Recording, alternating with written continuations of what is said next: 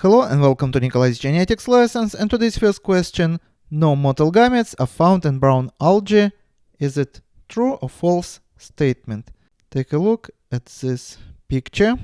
Here's the gametes which we can find in blue-green algae and green algae, and they're different from those which we can find in brown algae. Take a look. Those which we can find in green algae, we call them isocon because they have two flagella which is on the same side and two flagella of the same size.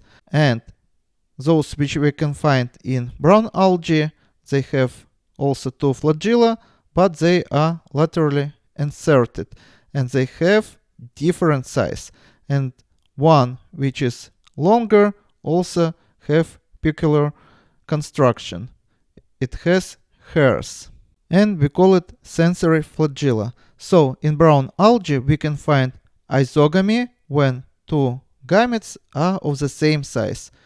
Anisogamy when two gametes, male and female, would be of the different size, but both of them would have flagellas, so they can move, both of them. And we also can find oogamy when egg cell is much bigger. Egg we call female gamete, which is much bigger than that of the male gamete, which can move because it has flagella, and egg cell doesn't have flagella, so it cannot move. And when two haploid gametes would fuse together, they would form diploid zygote.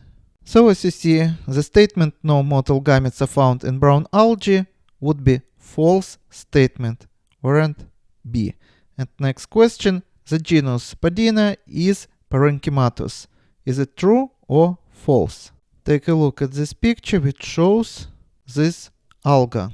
So you see here pictures under the different magnification. For example, if we take a look at the cells which is very close to the margin, we will see only two layers here, and one layer is going to be epidermis, another layer also going to be epidermis.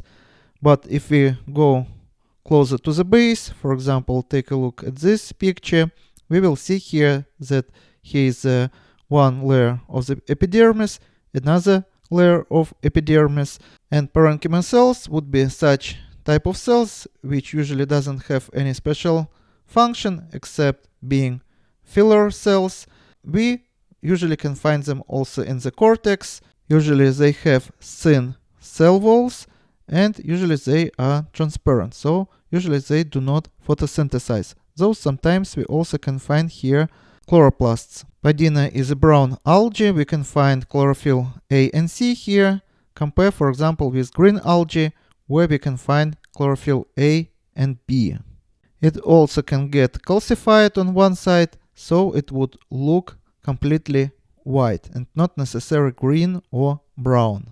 So as you see, the statement the genus Padina is parenchymatous is true statement. And this is all for today. Subscribe and see you in the next video. Goodbye.